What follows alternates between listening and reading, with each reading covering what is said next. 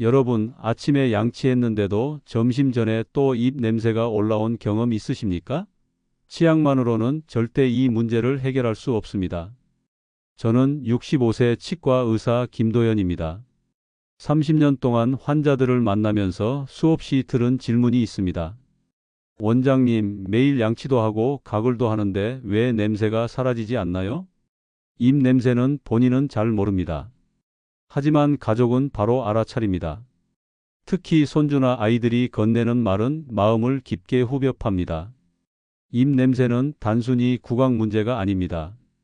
경기도 안양에 사는 68세 이정순 여사님은 입 냄새 때문에 친구 모임에 나가지 않게 되었다고 털어놓았습니다. 결국 혼자 집에 머무는 시간이 늘어나며 우울감까지 찾아왔습니다. 이처럼 입 냄새는 대화가 줄고 모임에서 침묵하게 되고 결국 자신감마저 잃게 만듭니다. 하지만 다행히 제가 알려드린 방법을 차근차근 실천하면서 이제는 자신 있게 사람들을 만난다고 밝혔습니다. 나만 그런 건가 하며 속으로 삼키는 분들이 의외로 많습니다. 그렇지만 끝까지 저의 이야기를 들으신 분들은 그동안의 고민이 한순간에 없어졌습니다. 본격적으로 말씀드리기 전에 구독과 좋아요를 눌러주시면 잊지 않고 건강을 되찾을 방법들을 꾸준히 받아보실 수 있습니다. 오늘 제가 알려드릴 방법은 치약으로는 절대 해결할 수 없던 입 냄새의 근본 원인을 다스리는 길입니다. 이제 시작합니다. 수많은 환자들을 만나며 제 귀에 가장 자주 들린 말은 이것이었습니다. 분명히 양치도 했는데 왜 냄새가 계속 나는 걸까요? 저는 그 질문이 단순한 호소가 아니라 환자들의 절망이라는 걸 알게 되었습니다. 그분들은 깨끗하게 관리한다고 믿었는데도 냄새가 사라지지 않으니 스스로를 탓했습니다. 마치 내가 게으른 사람인 것처럼, 더러운 사람인 것처럼 속으로 괴로워했던 겁니다. 경기도 용인에 사는 70세 윤상호 씨도 같은 경험을 털어놓았습니다. 하루 3번 양치하고 가글도 했는데 회의 자리에서 동료가 슬쩍 코를 막는 걸 보고 그날 밤 집에 와서 혼자 울었습니다. 열심히 관리해도 냄새가 사라지지 않으니 남들이 자신을 멀리한다고 느낀 겁니다. 30년 동안 환자들을 진료하며 깨달은 사실은 분명합니다. 입 냄새는 단순히 양치 부족 때문이 아닙니다. 겉으로는 아무 문제가 없어 보여도 속 깊은 곳에 원인이 숨어 있습니다. 그렇기 때문에 아무리 칫솔질을 반복해도 결과는 달라지지 않았던 겁니다. 입 냄새의 가장 큰 문제는 본인은 잘 모른다는 데 있습니다. 거울 앞에서 숨을 내쉬어보고 손바닥에 대고 냄새를 맡아보아도 잘 느껴지지 않습니다.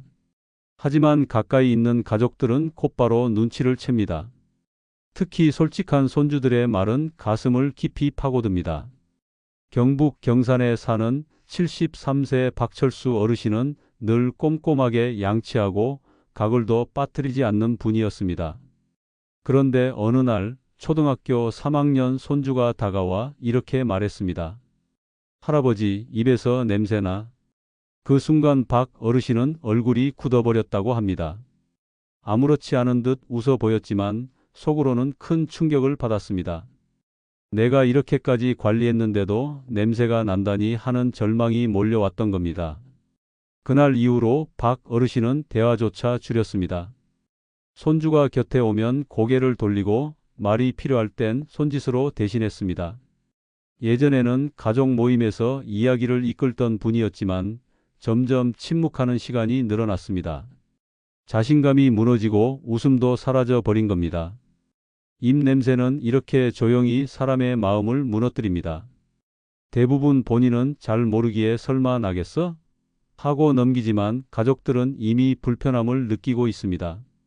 가까운 사람일수록 솔직하게 말하기 때문에 그 상처는 더 깊습니다.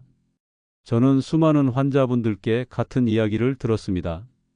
처음엔 그냥 흘려들었는데 가족이 반복해서 지적하니 그날부터는 웃는 게 두려워졌습니다. 입 냄새가 단순히 위생 문제가 아니라 마음을 갉아먹고 관계를 멀어지게 만든다는 사실을 그때마다 확인했습니다. 하지만 다행히도 제가 알려드린 방법을 차근차근 실천한 분들은 달라졌습니다. 손주에게서 더는 그런 말을 듣지 않는다는 고백, 이제는 안심하고 아이를 안아줄 수 있다는 웃음 섞인 이야기. 그 변화는 결코 작지 않았습니다. 네 가지 원인은 이것입니다. 첫째, 침 분비 감소입니다. 나이가 들면 침샘 기능이 약해지면서 입안이 마릅니다. 침은 입속의 청소부 역할을 하는데 이 청소부가 사라지면 세균이 빠르게 번식합니다. 결국 냄새가 쉽게 올라오는 겁니다. 둘째, 잇몸과 치아 문제입니다. 치주질환이나 충치가 있으면 음식 찌꺼기와 세균이 그 틈에 숨어 썩어갑니다. 양치를 해도 닿지 않는 깊은 곳에서 냄새가 퍼져 나오는 것이지요. 셋째, 위나 간 같은 내부 장기의 문제입니다. 속이 더부룩하고 소화가 잘 안 되거나 간 기능이 떨어지면 특유의 냄새가 올라옵니다. 입 냄새가 단순히 치아 문제가 아니라 몸 전체의 건강 신호일 수도 있다는 뜻입니다. 넷째, 약물 복용으로 인한 구강 건조입니다. 특히 고혈압약, 당뇨약, 우울증 약을 오래 드시는 분들이 많이 호소합니다. 약 부작용으로 입이 늘 바싹 마르다 보니 세균이 번식할 수 있는 환경이 만들어지는 겁니다. 실제로 경기도 의왕에 사는 71세 김정희 여사님은 15년 넘게 당뇨약을 복용했습니다. 물을 아무리 마셔도 입이 늘 바싹 말라 있었어요. 양치를 해도 금방 입안이 텁텁해지니까 냄새가 가시질 않더라고요. 그분은 사람들과 대화할 때마다 고개를 돌렸고 결국 가까운 친구 모임도 나가지 않게 되었다고 털어놓았습니다. 이렇듯 입 냄새는 단순히 한 가지 원인으로 생기는 게 아닙니다. 침, 잇몸, 장기, 약물, 여러 요인이 얽히면서 문제를 악화시킵니다. 그래서 단순히 칫솔질만으로는 결코 해결되지 않는 겁니다. 여기 계신 분들이 어떤 경우에 해당되는지 꼭 확인해 보셔야 합니다. 원인을 알아야 해결책도 제대로 찾을 수 있습니다. 입 냄새는 단순히 구강 문제가 아닙니다. 많은 사람들이 입 냄새를 대수롭지 않게 여기지만 이 문제는 단순히 입속에서 나는 냄새에 그치지 않습니다. 사람을 위축시키고 자신감을 무너뜨리며 심지어 우울증으로까지 이어지는 무거운 그림자가 될 수 있습니다. 서울 구로구에 사는 62세 이성호 씨. 평생을 성실하게 직장 생활로 버텨온 분이었습니다. 젊을 때는 누구보다 활발했고 회식 자리에서 분위기를 띄우던 사람이었지요. 하지만 나이가 들면서 동료들과의 회식 자리가 점점 고통으로 변해갔습니다. 술잔이 오가는데도 저는 말 한마디 못했습니다. 혹시 제 입 냄새가 퍼질까봐 그 생각뿐이었거든요. 이성호 씨는 눈을 내리깔며 조심스럽게 털어놨습니다. 그는 늘 입을 굳게 다문 채 조용히 앉아 있다가 결국엔 자리를 피해 먼저 나와 버리곤 했습니다. 예전 같으면 술잔을 부딪히며 웃음을 나눴을 텐데 이제는 손목시계를 보며 핑계를 대고 집으로 발걸음을 옮기는 자신이 낯설게만 느껴졌습니다. 이런 시간이 반복되자 직장 생활에도 균열이 생기기 시작했습니다. 회의 자리에서 의견을 내야 할 때조차 주저하게 되고 목소리를 낮추다 보니 동료들과의 대화가 줄었습니다. 결국 관계가 서서히 멀어졌습니다. 제가 말수를 줄이니까 사람들은 성격이 변했다고 하더군요. 그게 더 힘들었습니다. 그는 목소리를 떨며 이렇게 고백했습니다. 입 냄새가 만든 벽은 눈에 보이지 않았지만 그 벽은 사람 사이를 철저히 갈라놓았습니다. 사람은 누구나 관계 속에서 살아갑니다. 가족과 나누는 대화, 동료와 오가는 농담, 친구와의 수다. 그런데 입 냄새는 이런 소중한 일상을 한순간에 앗아가 버립니다. 괜히 말을 꺼냈다가 상대가 얼굴을 찡그리면 어쩌지? 혹시 냄새 때문에 나를 피하는 건 아닐까? 이 불안감이 머릿속을 지배하면 결국 입을 다물고 뒤로 물러설 수밖에 없습니다. 결국 입 냄새는 단순히 양치가 부족해서 생긴 사소한 문제가 아닙니다. 사람을 피하게 만들고 직장과 가정, 사회생활까지 무너뜨리는 무거운 짐이 될 수 있습니다. 웃음을 빼앗고 자신감을 꺾으며 심리적으로도 큰 상처를 남깁니다. 입 냄새를 방치하면 단순히 위생의 문제가 아니라 인생 전체가 달라집니다. 그러니 반드시 원인을 찾고 근본적으로 해결해야 합니다. 그렇다면 방법은 무엇일까요? 바로 녹차입니다. 치약은 화장이라면 녹차는 치료제입니다. 짧지만 강한 비유에 모두의 표정이 달라졌습니다. 치약은 냄새를 잠깐 가려줄 뿐 시간이 지나면 원인은 그대로 남아 다시 냄새가 올라옵니다. 하지만 녹차는 다릅니다.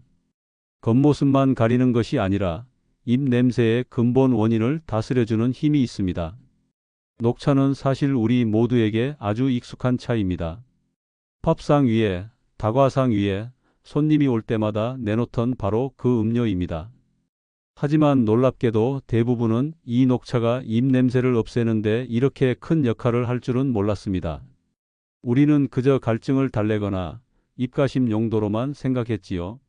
서울 양천구에 사는 66세 최은자 여사님도 그랬습니다. 설마 녹차가 무슨 효과가 있겠어? 처음에는 이렇게 생각하며 흘려들었습니다.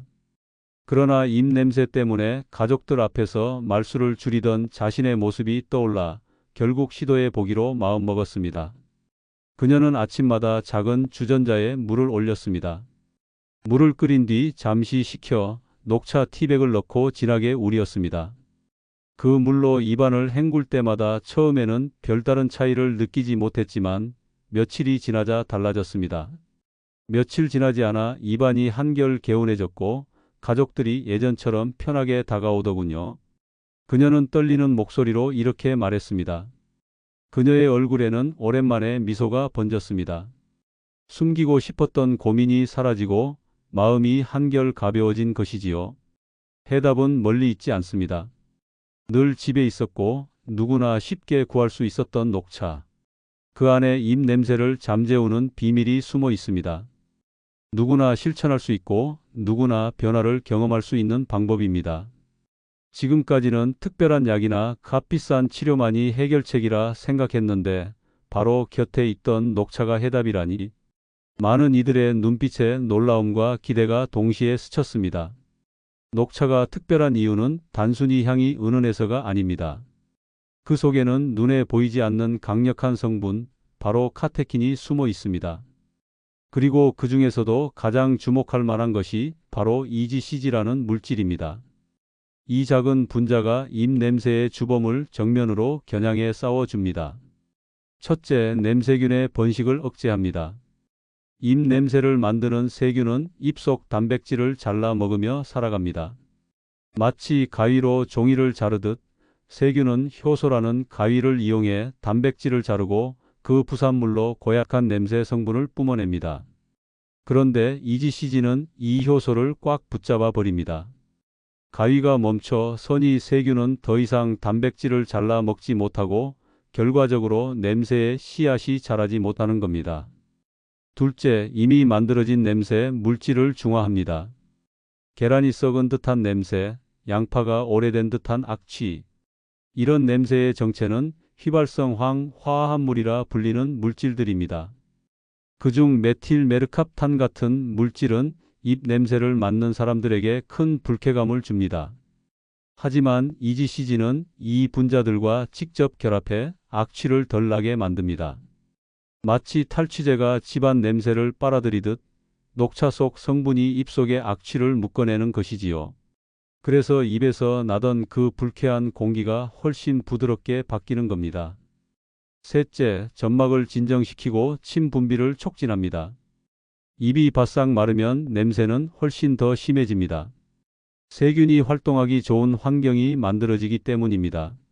EGCG는 입안의 점막을 부드럽게 진정시켜주고 침샘을 자극해 침이 조금 더 돌도록 돕습니다. 침은 단순히 입안을 적셔주는 역할만 하는 게 아닙니다. 세균을 씻어내고 냄새 성분을 희석시키며 입안을 깨끗하게 유지하는 중요한 방어막입니다. 따라서 침이 늘어나면 입속 환경이 훨씬 건강하게 변하고 자연스럽게 냄새도 사라지게 됩니다. 이 효과는 단순한 이론이 아닙니다. 실제로 일본에서 진행된 연구가 이를 증명했습니다.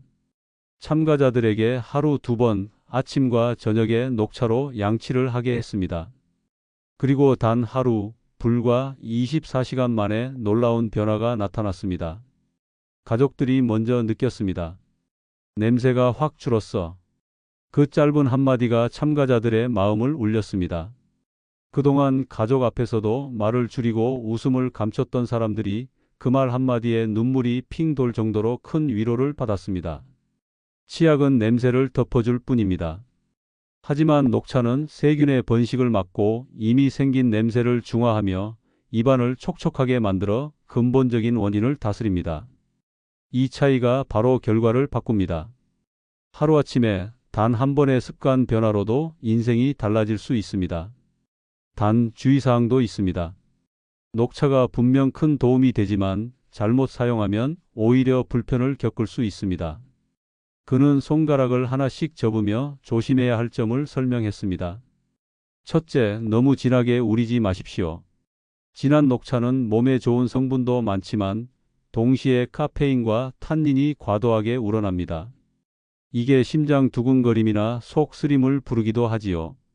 특히 연세가 있으신 분들은 위장이나 심장이 예민하기 때문에 주의해야 합니다.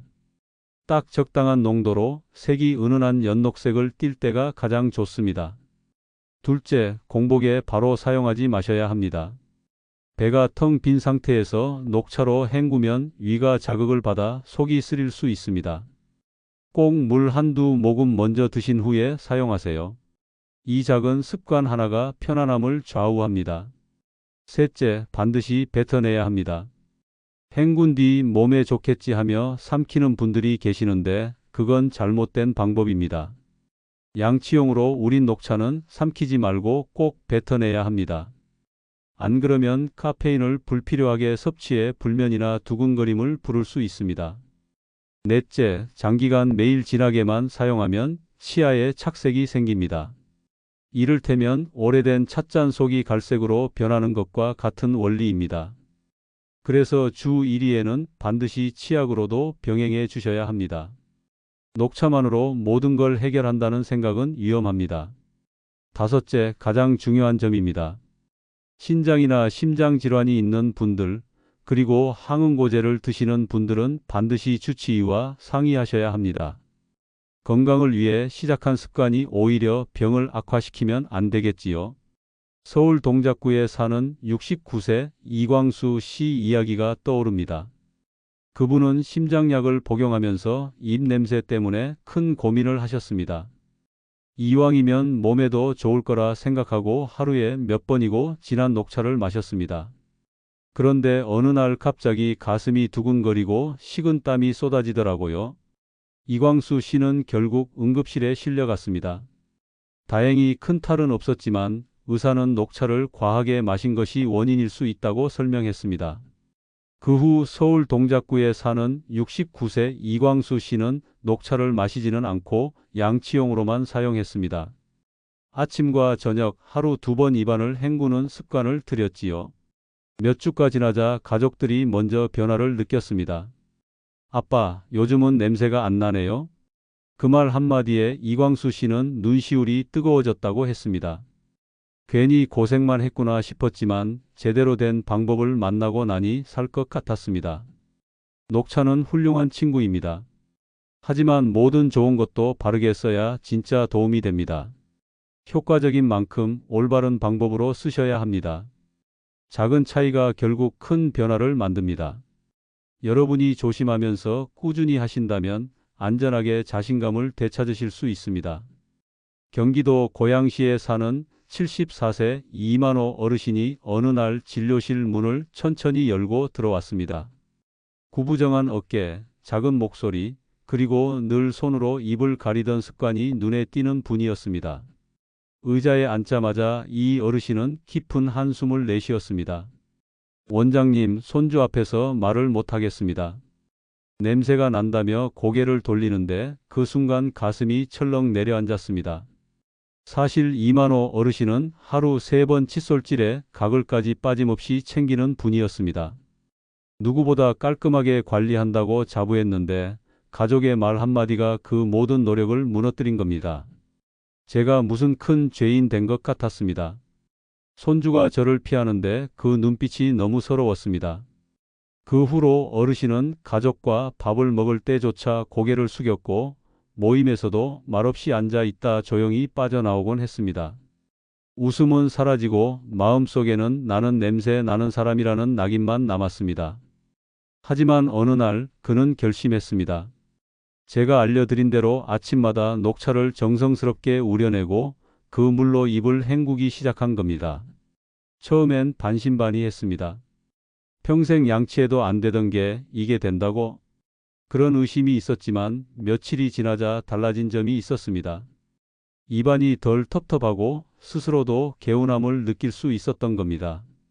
그리고 어느 아침 손주가 학교 가기 전 무릎에 안겼습니다.